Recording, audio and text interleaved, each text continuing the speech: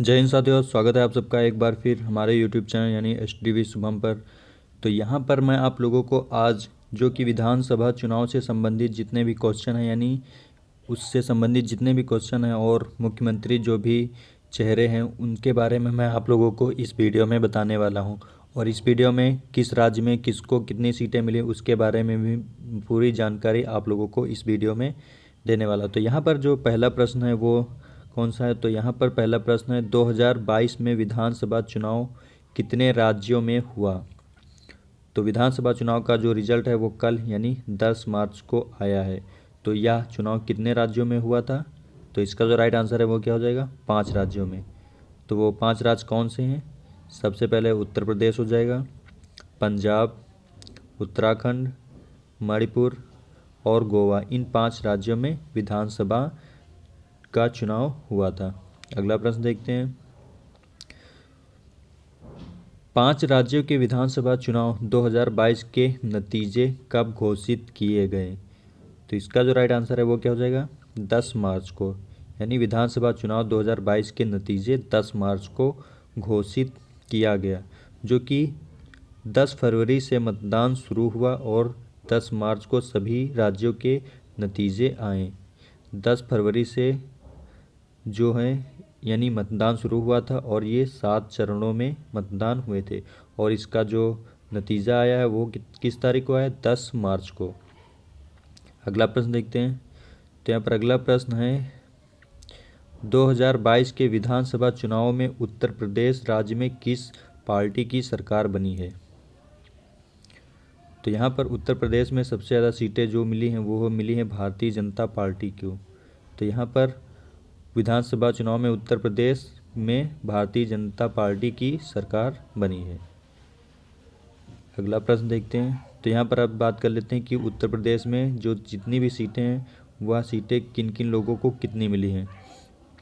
तो यहाँ पर अगर बात करें उत्तर प्रदेश विधानसभा में, तो यहाँ पर कुल 403 सीटें हैं।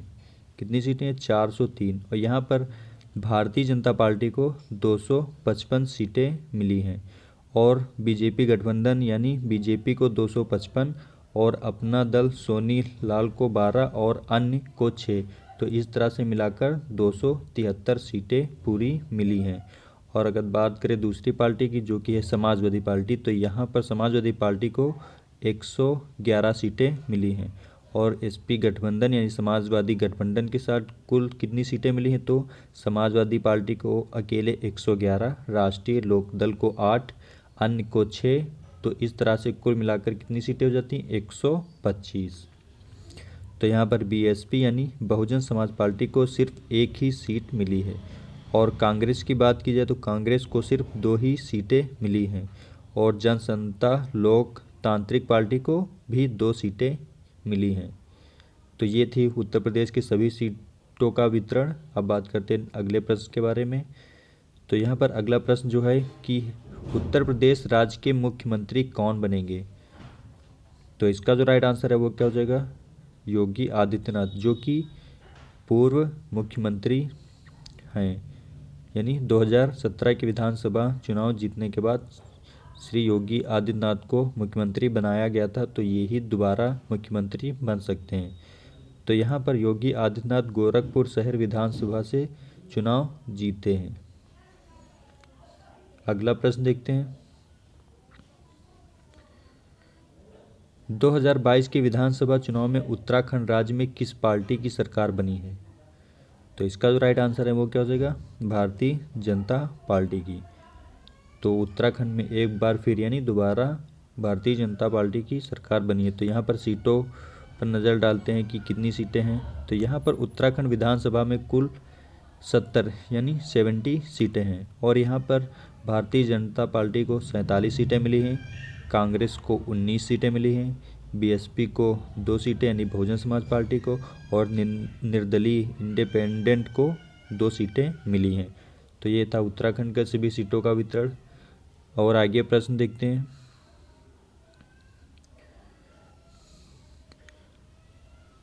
तो उत्तराखंड राज्य के मुख्यमंत्री कौन बनेंगे।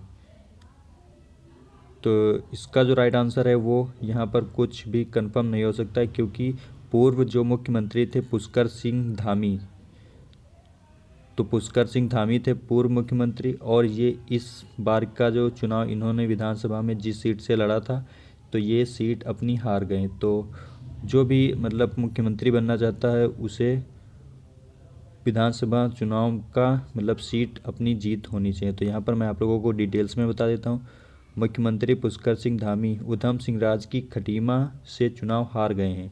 राज्य में विधान परिषद की व्यवस्था नहीं है जिसमें कि उन्हें उच्च सदन भेजा जा सके। ऐसे में बीजेपी को सीएम के चेहरे की तलाश करनी होगी या फिर उन्हें विधानसभा की सदस्यता के लिए दोबारा चुनाव लड़ना होगा। तो चुनाव तो दोबारा नहीं होगा, किसी और को सीएम बनाया जाएगा। अगला प्रश्न देखते हैं।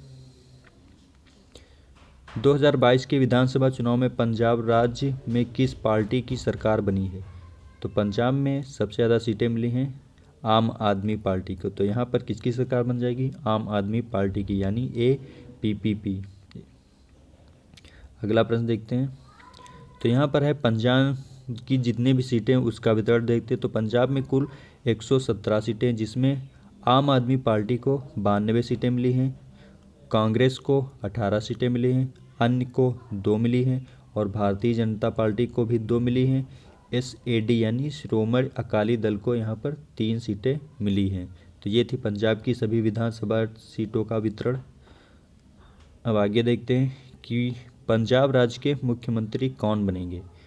तो पंजाब राज्य के जो मुख्यमंत्री बनने के चांस है वो है भगवंत मान। तो भगवंत मान धुरी विधानसभा सीट से चुनाव जीत गए हैं।